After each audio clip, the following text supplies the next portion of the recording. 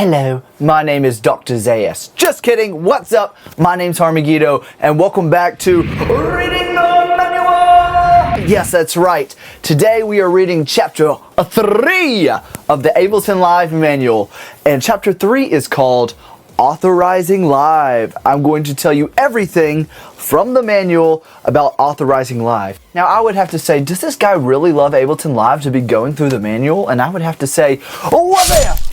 Yes, I do. And let's enjoy reading the manual. So sit back and relax. This is Chapter 3 of Reading the Manual. Okay, Live is protected against illegal use by a copy protection scheme. So basically, all you pirators out there who have busted copies of Ableton Live, you know, Ableton Live is trying to do everything they can in order for people to have to buy their program. I always buy my programs. I will have to say that I think you should as well. I think pirating is illegal, and I know some people do it, but I would recommend against that. You get a better quality product and less viruses and all that crap if you buy the product. So, the scheme has been designed to meet the highest security standards while avoiding the hassles for our customers. I will say the security and authorization process has always been really awesome with Ableton Live. I've never had an issue. If you find this procedure to be an inconvenience, please understand that the copy protection secures your investment. It allows Ableton to provide you with support and continue developing Live. Now, the thing is, like, yes, Live is expensive, but also it is funding people's families. If you have to remember, these guys, they're working 8 to 5 just like you, and they've got families as well, and we want to keep Ableton Live employed. Let me rephrase that. We want to keep Ableton Live employed. Yes, we do, because this is a great program. I highly believe in it, obviously. And I think that we need to do everything in our power to make sure that they are supported. And I think this is one big thing by buying your software.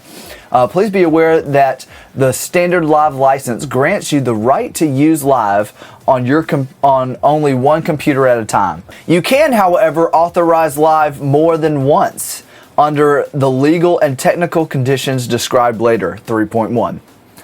The first time you run Live, you will be prompted to complete the authorization process. The software will walk you through the steps. If the computer that you wish to authorize is connected to the internet, you can authorize immediately by pressing the appropriate button in the dialog box. If you don't have internet connection, press the no internet on this computer button and follow the instructions. So, like I was saying in Chapter 2 video, licenses and maintenance, this is where you can authorize Ableton.com, or you can authorize offline under the preferences. Command-Com, I'll remember, we learned that in Chapter 2. And this is where you get automatic updates. I always want the automatic updates because it's the best, because typically there's some really good stuff in their updates. Copy protection frequently asked questions is what FAQ stands for, if you didn't know. 3.1.1, can I use Live or other Ableton products without a serial number? If you do not yet own Live or its add-on products, you can still try them, but saving and exporting would be disabled. I think this is a great idea. If you're wanting to try out Live for the very first time, let's say you may be coming from another DAW, or let's say that you may be just getting into production. I highly suggest Live, but this is a great way to see if maybe this workflow is for you. I know some people love Logic.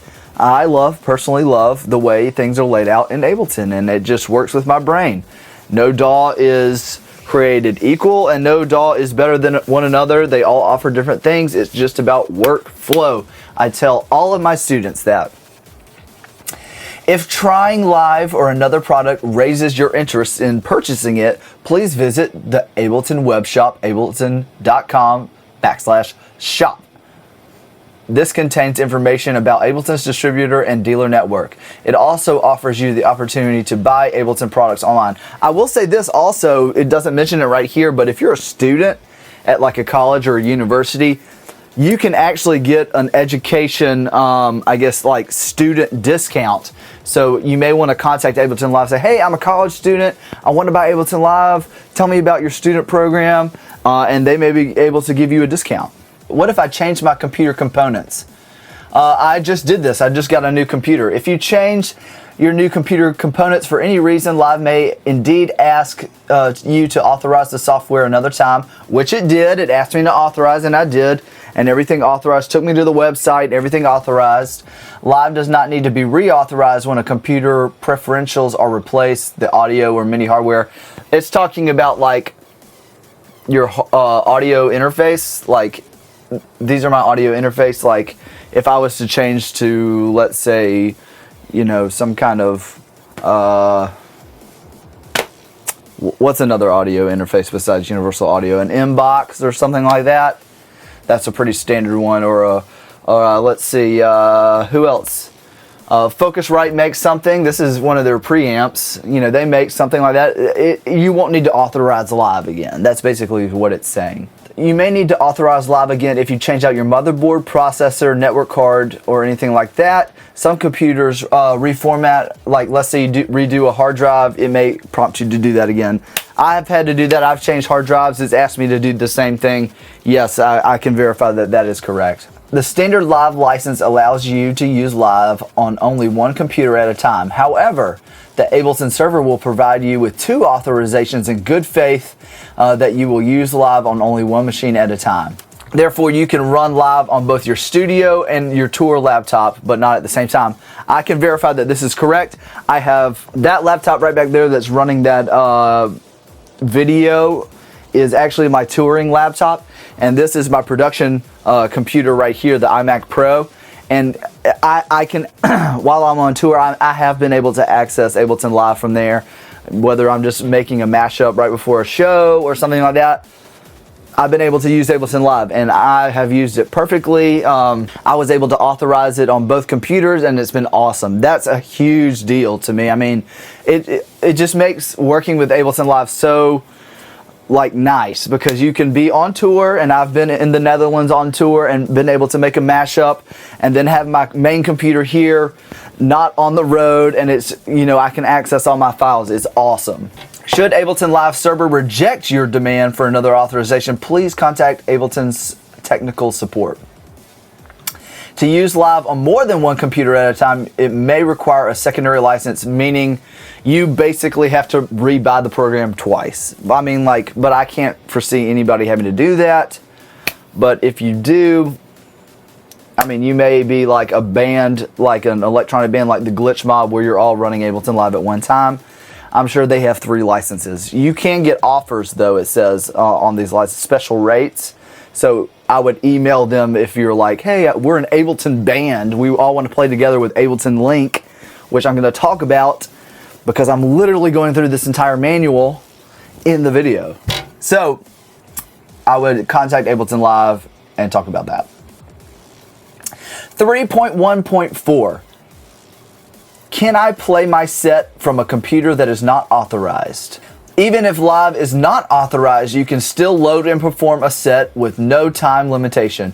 You cannot, however, save and export your work.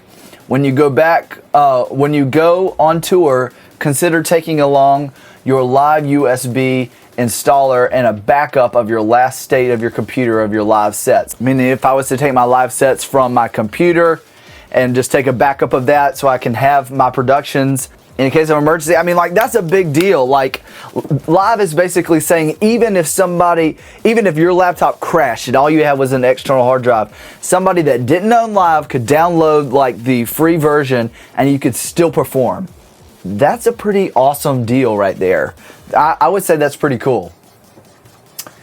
In case of emergency, you can install and run Live on any computer available and play your backup Live sets. That's like legit. That's like, we are musicians and we understand what's going on. I mean, like, to me, that's like huge.